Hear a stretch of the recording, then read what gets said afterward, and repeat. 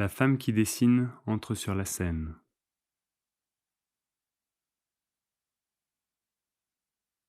Elle a invité un ami.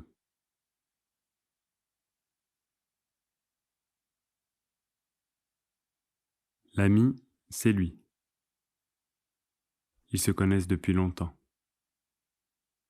Ça fait quoi? 18, 19 ans? L'ami s'avance vers elle, met ses mains sur ses épaules.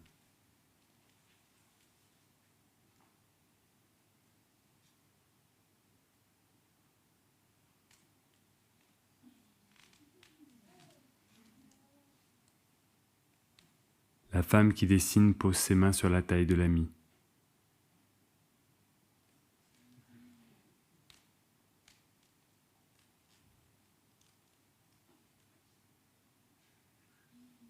Quand on se connaît depuis aussi longtemps, on a forcément un peu de l'autre sur soi, un peu de l'autre en soi. C'est beau. La femme et l'ami se lavent les mains.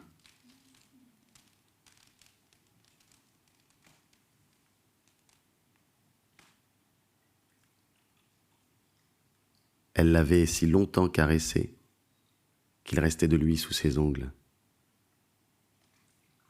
Elle l'avait si intensément embrassé qu'il restait de lui entre ses dents.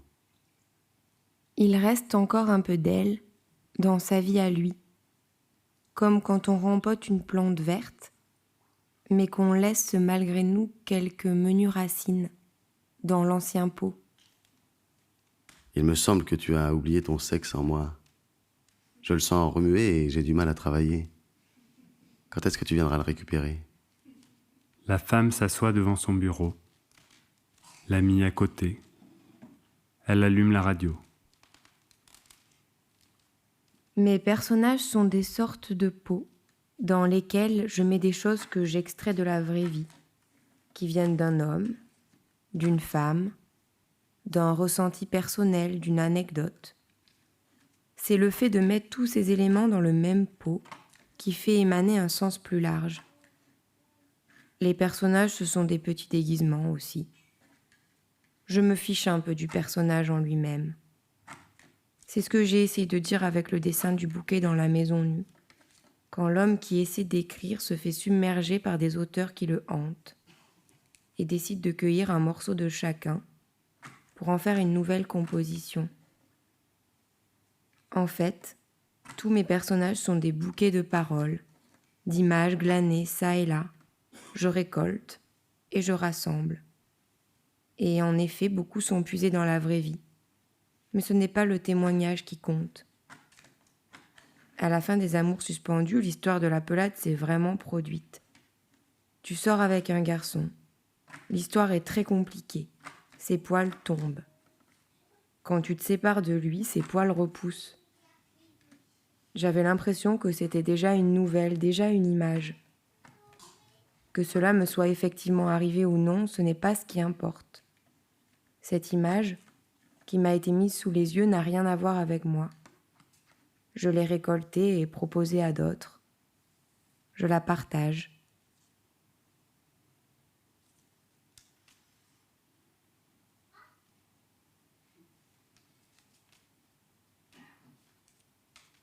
Parlez, parlez encore. Ne faites pas attention à moi. Je collecte vos postillons, vos éclaboussures, ce que vos langues jettent sur le bas-côté. Ne faites pas attention à moi. Sur votre crâne, sur vos épaules, je ramasse vos pellicules, toute la sciure de vos pensées.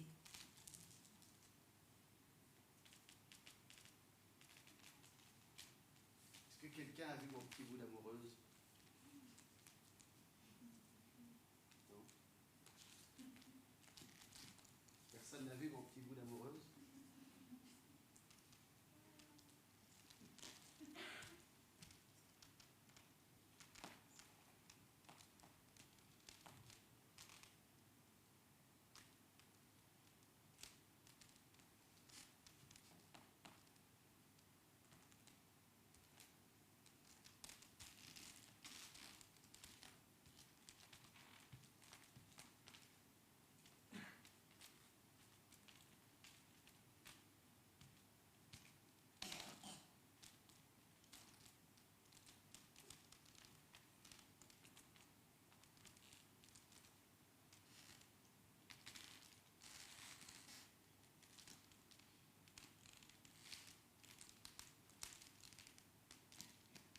La femme se demande si c'est ça qu'il appelle son petit bout d'amoureuse.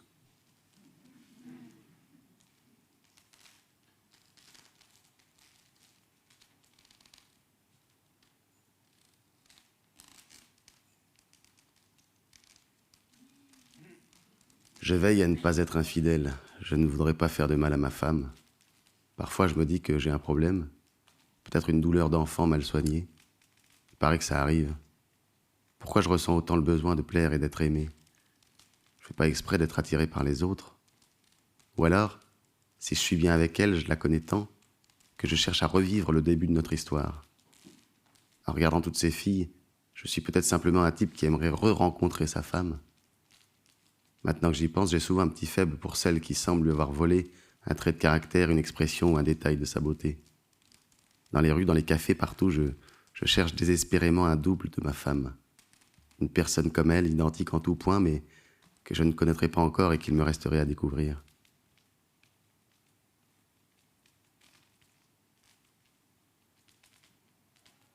De votre visage, de vous, de vos traits, je n'ai plus l'image, j'ai tout oublié.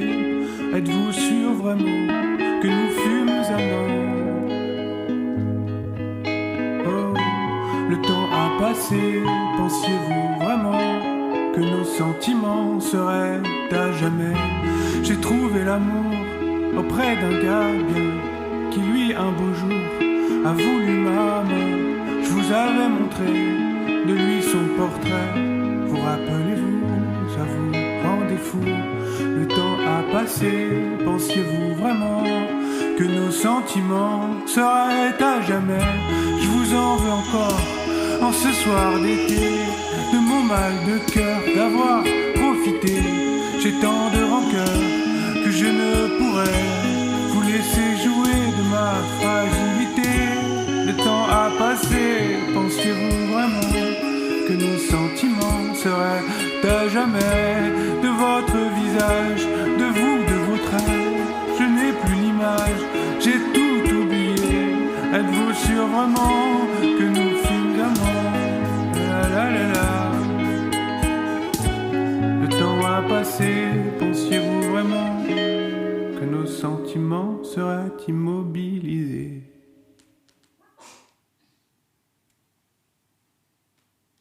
La femme qui dessine se dit qu'il danse vraiment bien. L'ami lui raconte qu'il est maintenant comédien. Il en parlait déjà quand il était au lycée.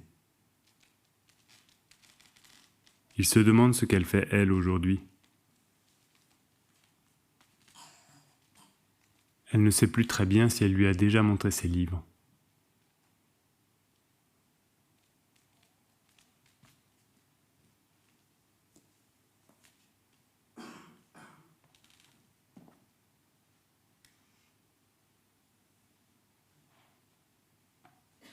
Pas de paroles, Pas de chaussures, Pas de décor, pas de cases, pas de prénom, pas de métier, pas d'âge, pas de zoom, pas de contre-plongée, pas de modelé, pas de perspective, pas de bulle, pas de lèvres, pas de cils, pas de détails, pas d'organes, pas de sang, pas d'époque, pas d'argent. On imagine souvent que dessiner ou écrire, c'est remplir une page. Mon travail implique plutôt l'idée de déremplir, pour mieux re-remplir. J'invente toute une histoire pour la détricoter et ne garder qu'une ou deux phrases. C'est pareil avec mes personnages. Au départ, dans ma tête, je leur donne peut-être plus de caractère. Mais petit à petit, j'aboutis à ce qui s'impose comme le résultat d'une soustraction. Plus tu soustrais, plus tu enlèves des rides à tes personnages, des cils, des poils, plus tu enlèves des traits, plus tu tends vers un générique. Si je caractérisais mes personnages, ça voudrait dire que je pars du principe que tout le monde ne peut pas être tous mes personnages. Si tu es vieux, tu vois par exemple, tu devrais te reconnaître dans tel personnage ridé plus que dans tel autre. Tu devrais rester cantonné à un rôle et à des paroles que j'aurais prédéfinies. Je veux lutter contre ce genre d'assignation, je veux faire en sorte qu'on puisse s'identifier le moins possible pour qu'on puisse, assez paradoxalement, s'identifier le plus possible. De manière peut-être moins évidente, certes. Tu me suis ? Je veux dire, sans forcément se reconnaître physiquement. Je cherche à susciter une reconnaissance morale, une identification qui concerne l'intime, plus que l'apparence. Dans un chapitre, on peut donc se reconnaître dans tel personnage, et dans le chapitre suivant dans tel autre personnage. On peut relire 10 fois le même livre, en se projetant à chaque fois dans un personnage différent. C'est ce qui m'intéresse.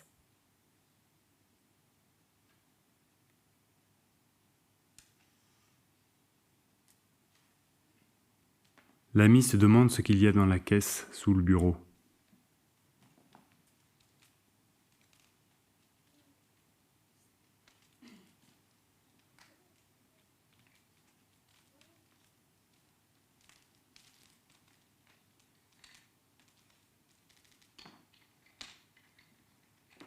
Si tu n'arrives pas à écrire à partir de toi, je veux bien te prêter mes pensées. Qu'est-ce qui te dit que je n'y arrive pas?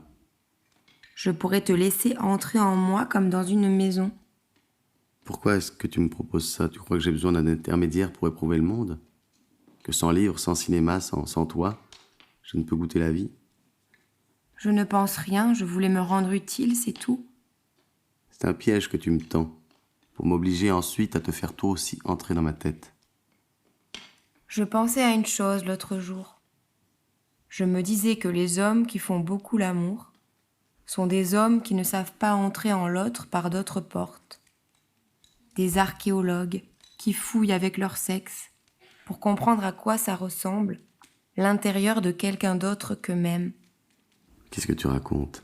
Quand tu lis avec frénésie, que tu regardes plusieurs fois le même film, il s'agit là aussi de tentatives de pénétration. N'importe quoi.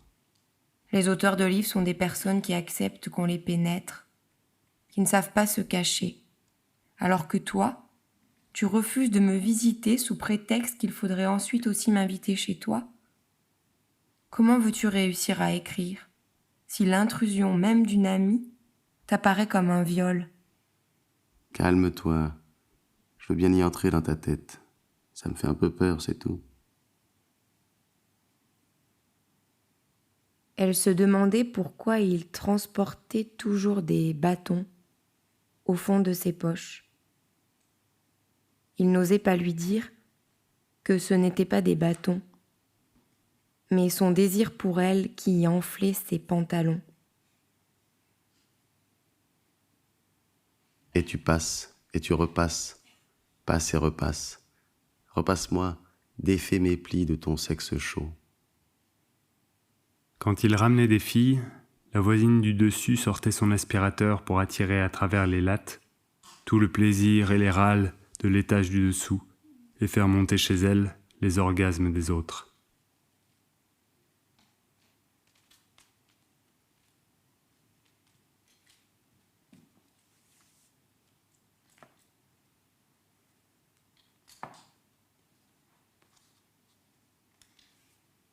Si j'avais dû trouver un élément pour symboliser mon père, j'aurais choisi les pierres.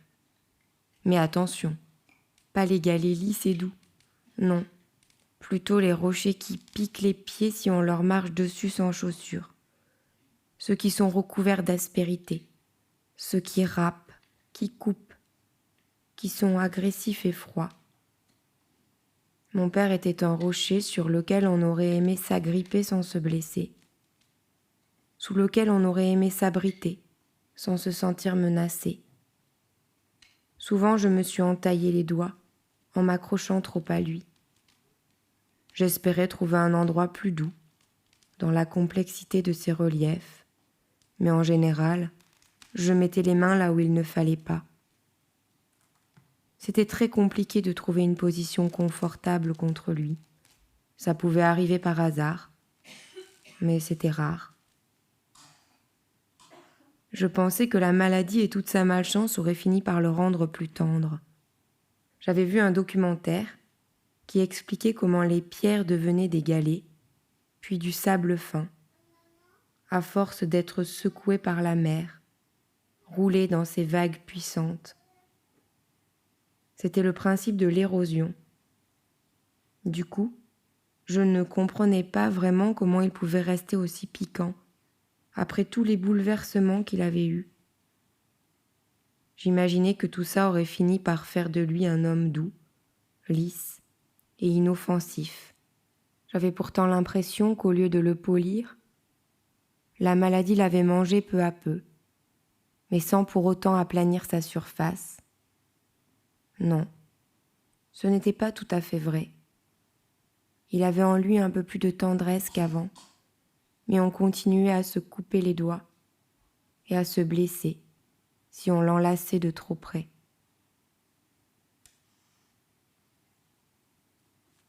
La femme se lève. On croirait un pilier, un morceau de mur.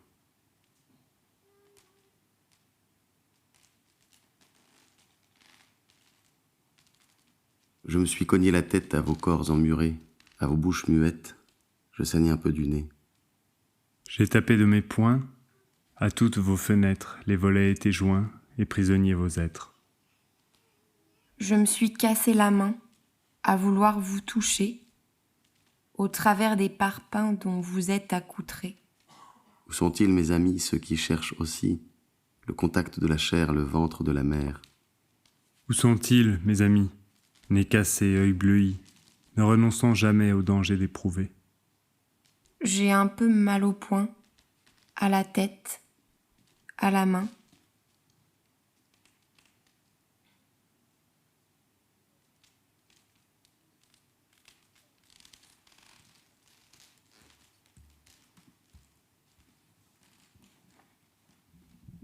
Sa langue, ses bras, son sexe, tout ce qui sert à atteindre l'autre était chez lui étonnamment petit.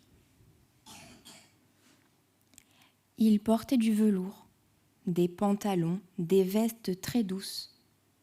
Et c'était traître, parce qu'en dessous, il n'était pas doux du tout.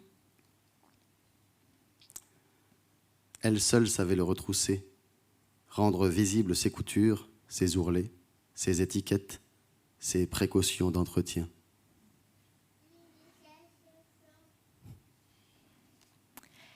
Elle avait le moral en stalactite et lui en stalagmite.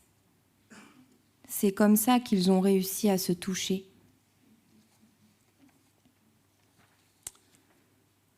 Son sexe n'était pas petit, il était timide seulement.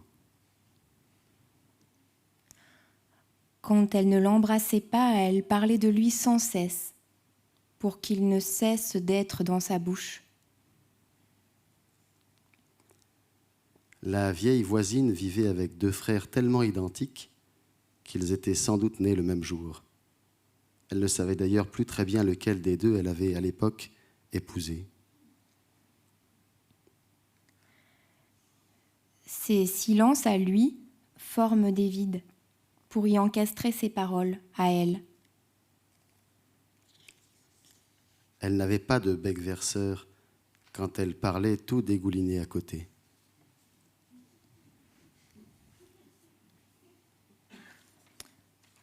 Je me demandais s'il restait encore un petit bout de moi dans le nombril de mon fils, un petit bout de ma mère dans le mien.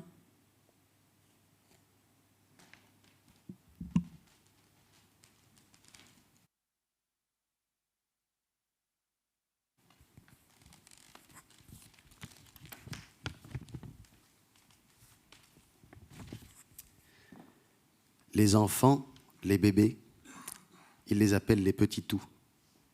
Et c'est vrai qu'ils sont des petits tous, qu'ils sont un peu de leur mère, un peu de leur père, un peu des grands-parents, un peu des arrière-grands-parents, un peu de tous ceux qui sont morts il y a si longtemps.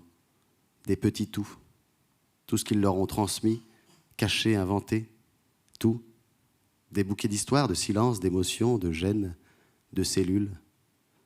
des collages de lèvres, d'oreilles, de regards, de cils, de traits et d'odeurs, des discordes, des secrets, des réconciliations. C'est pas toujours facile d'être un petit tout, d'avoir en soi autant d'histoires, autant de gens, de réussir à les faire taire pour inventer encore une petite chose à soi.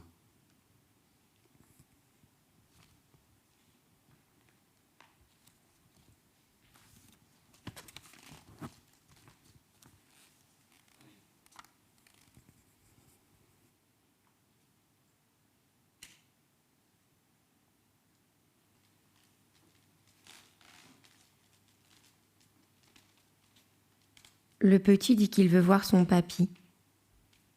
Elle lui répond que ce n'est pas possible, qu'il est mort avant qu'il naisse. Il dit que papy est dans l'armoire. Et il ramène l'album photo.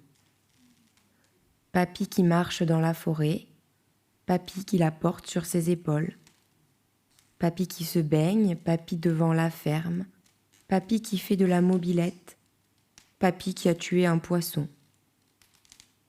Il est tout chagriné de ne jamais l'avoir connu. Il voudrait avoir le droit de le toucher, sans qu'on lui dise qu'il va le corner, sans que ses doigts laissent des traces sur le papier trop brillant. Il voudrait voir son papy bouger, son papy vivant, pas tout petit, pas immobile, pas rangé dans des pochettes, dans des albums, dans des tiroirs. Alors il pleure. Et rien ne peut le calmer. Si, il y a bien une chose qui le console, mais elle n'aime pas tellement y jouer. Il lui demande de faire semblant, de devenir son papy, de prendre sa voix, son allure. Et lui, il y croit. Il la prend par la main, lui fait visiter sa maison. « Tu vois, papy, là c'est ma chambre. Et mes jouets. Il faudrait que je te montre mon jardin aussi. Maman dit que tu avais un beau potager.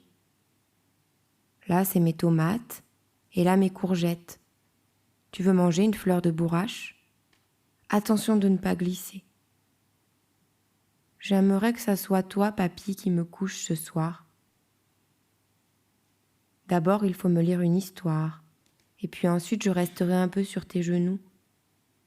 Je te montrerai comment elle fait maman. Elle me caresse la joue.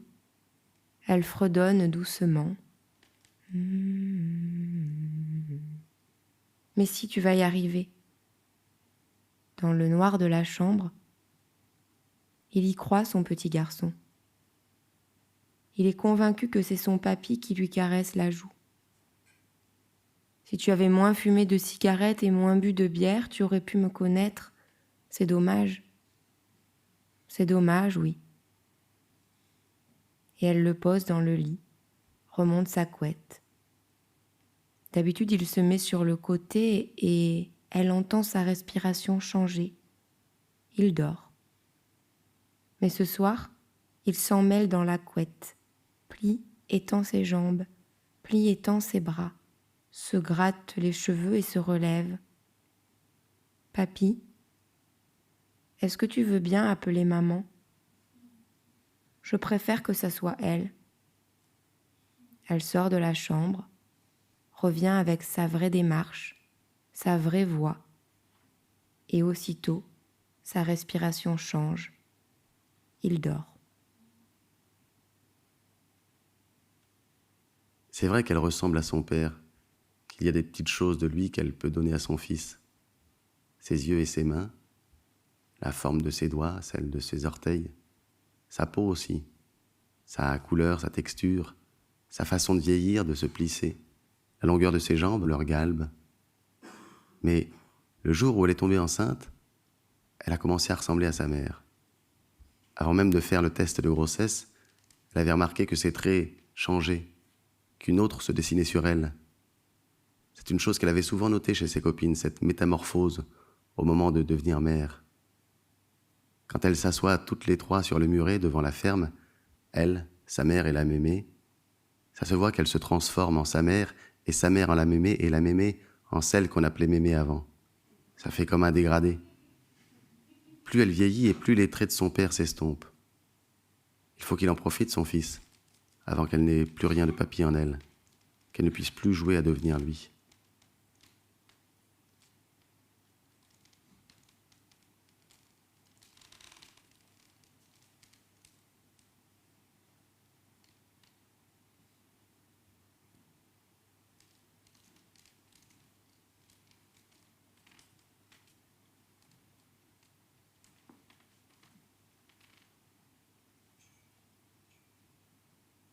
Quand ils sont nus, mes personnages se ressemblent tellement que tu ne peux pas les distinguer.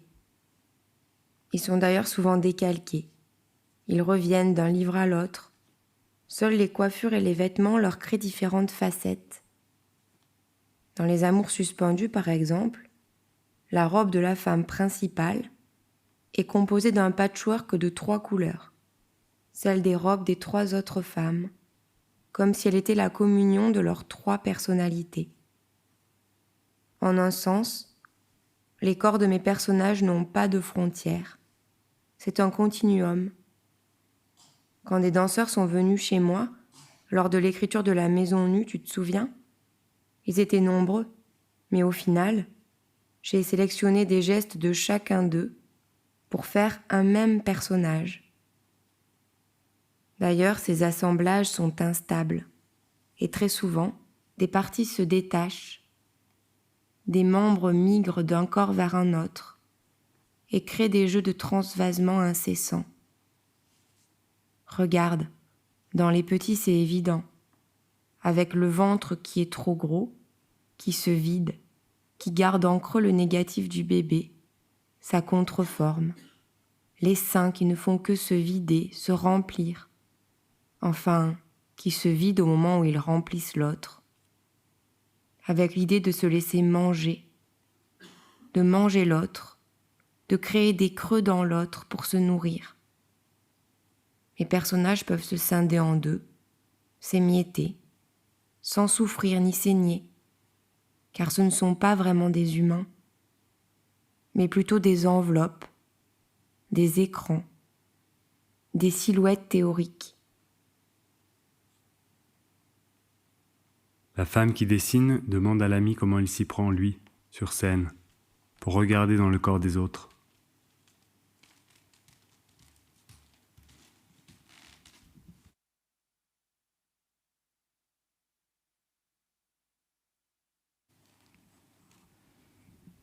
C'est vrai, comment tu fais, toi, pour rentrer dans le corps des autres ? Je veux dire, pour rentrer dans un rôle.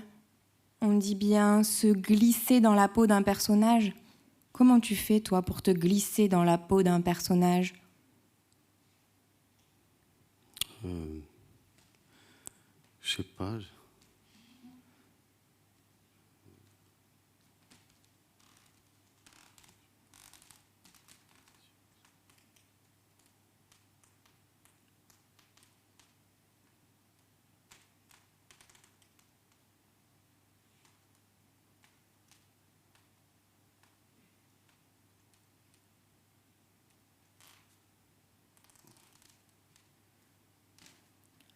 Tu vois bien que ça marche pas.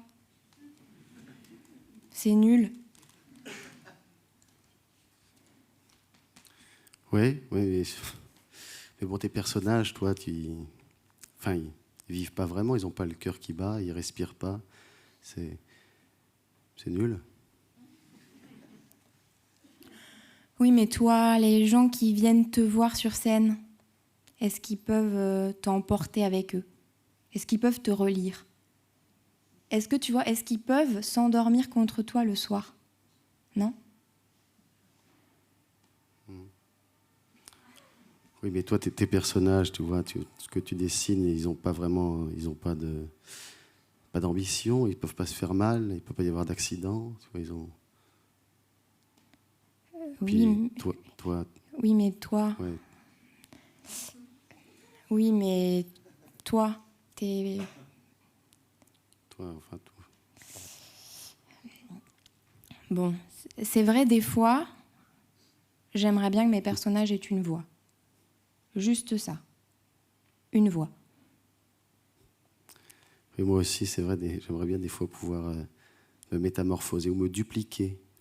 Ou alors me casser en deux et me recoller. Tu vois. Bon, on continue? D'accord.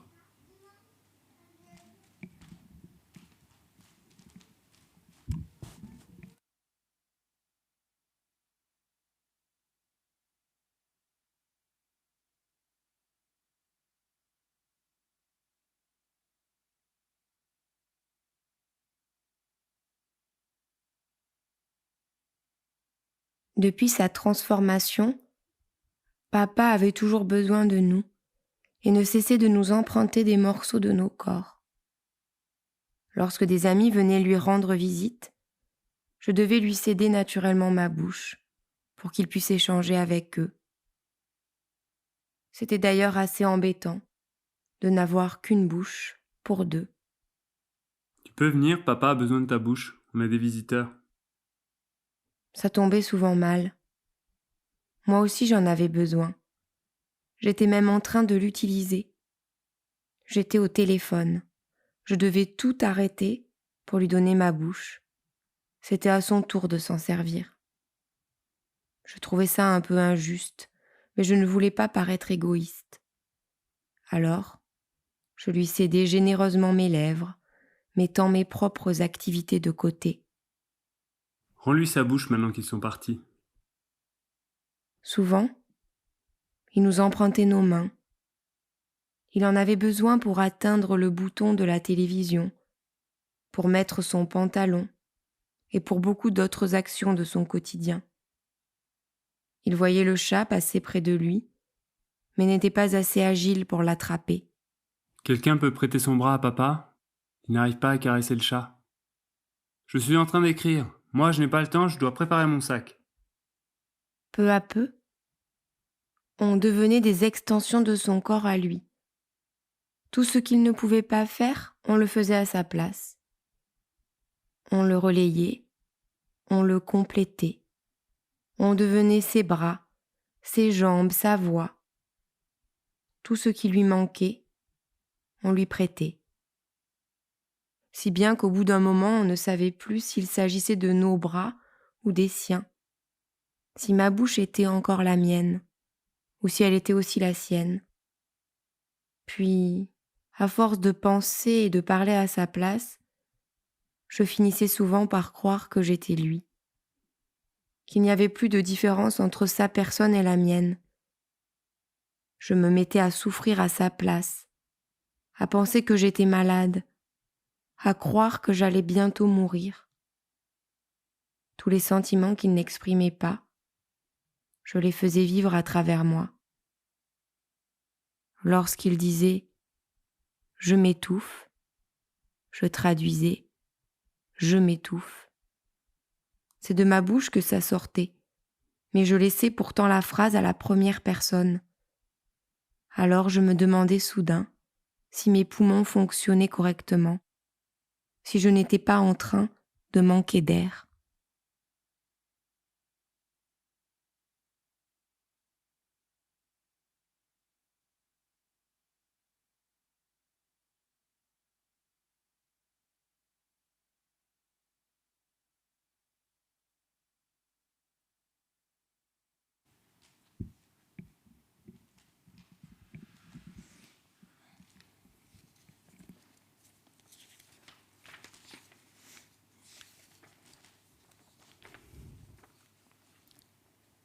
Papa était encore brûlant d'avoir été transformé en cendre. Je le tenais sur mes genoux pour pas qu'il roule dans les virages.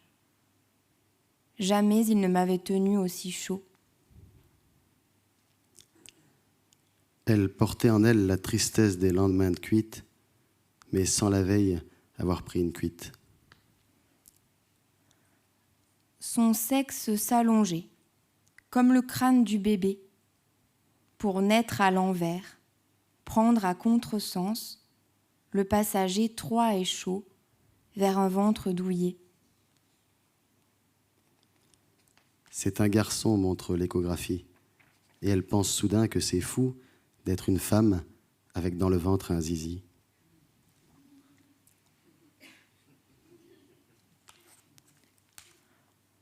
pauvres poules, qui n'auront jamais la chance de sentir un bébé dans leur ventre. On dirait bien que par mégarde j'ai réveillé ce si petit homme qui tout en vous sommeillait. On dirait bien que par mégarde j'ai révélé ce si petit garçon que vous teniez caché. Que ma douce chanson apaise vos tourments, tout au bord de vos cils que cessent les torrents. Venez tout contre moi, je n'ai plus de rancœur. Dormez contre mon sein, fermons la porte aux peurs. Que ma douce chanson apaise vos tourments, tout au bord de vos cils que cessent les torrents.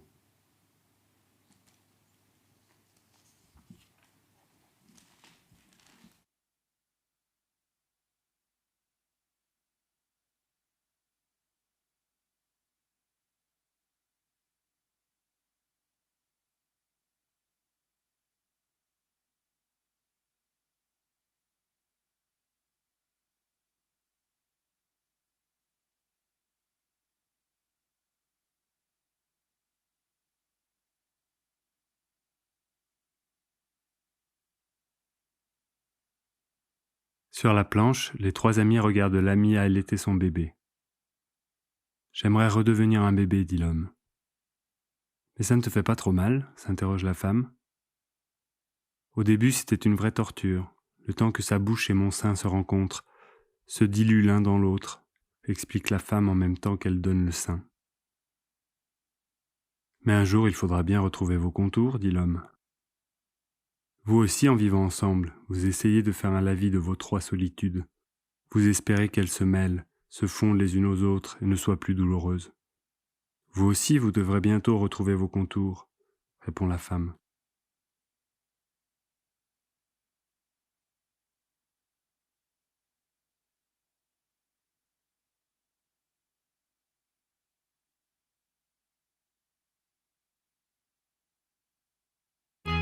De votre visage, de vous, de vos traits, je n'ai plus l'image, j'ai tout oublié. Êtes-vous sûr vraiment que nous fûmes amants? Oh, le temps a passé, pensiez-vous vraiment que nos sentiments seraient à jamais? J'ai trouvé l'amour auprès d'un gars bien, qui lui un beau jour a voulu ma main. Je vous avais montré de lui son portrait. Vous rappelez-vous, ça vous rendait fou. Le temps a passé, pensiez-vous vraiment que nos sentiments seraient à jamais? Je vous en veux encore, en ce soir d'été, de mon mal de cœur d'avoir profité. J'ai tant de rancœur que je ne pourrais vous laisser jouer de ma fragilité. Le temps a passé, pensiez-vous vraiment que nos sentiments seraient à jamais? De votre visage, de vous, de vos traits, je n'ai plus l'image, j'ai tout oublié. Êtes-vous sûr vraiment que nous fûmes amants? La la la la. Le temps a passé, pensiez-vous vraiment que nos sentiments seraient immobilisés?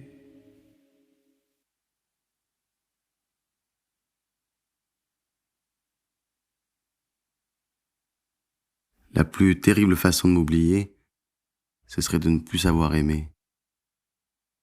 Mais il te ressemble un peu, celui qui souvent me rejoint sous les draps. Quelquefois dans le noir de la nuit, à sa peau, on dirait que c'est toi. Mon amour qu'il est beau de savoir qu'un autre a pris le relais et continue tel un frère jumeau le dessein qu'on s'était inventé.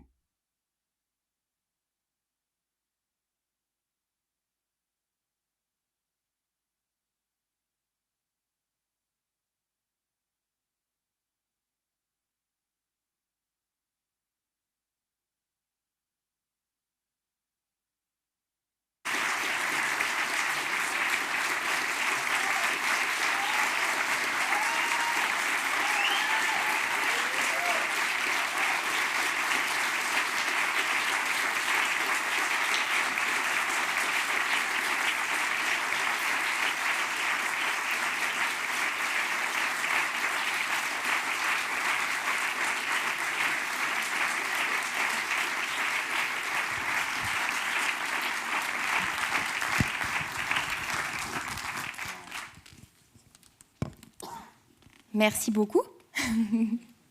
Alors d'abord, merci à la Maison de la Poésie et à Colombe de m'avoir invitée. C'était la première fois que j'inventais quelque chose sur scène et c'était plutôt agréable. D'autant plus que Loïc est vraiment... Louis Zampa, pardon, est vraiment un ami depuis le lycée et qu'on n'avait jamais réussi à trouver l'occasion de faire quelque chose ensemble. Donc on était très heureux de pouvoir inventer ce petit format. Voilà. Vous avez entendu des extraits de plusieurs de mes livres. Il y avait des extraits des Amours suspendus, des extraits de La tendresse des pierres.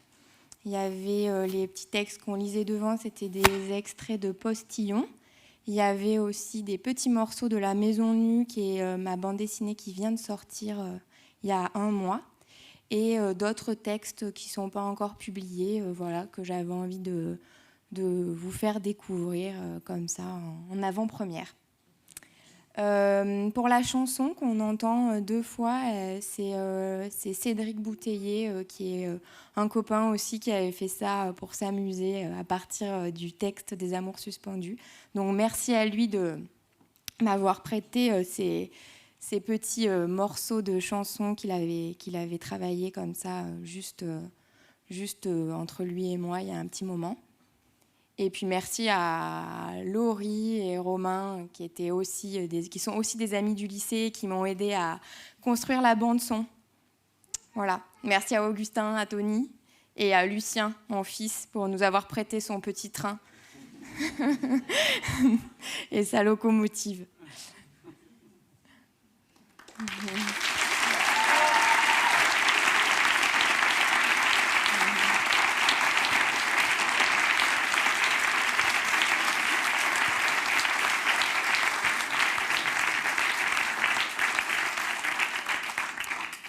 Si vous voulez voir d'autres choses que fait Loïc, Louis Zampa, pardon, excusez-moi, j'ai des difficultés. Vous pouvez découvrir plusieurs de ses spectacles. Il appartient au collectif Xanadu. Voilà, il fait plutôt du théâtre de rue, mais voilà, je vous invite à découvrir. Tu veux dire quelque chose ?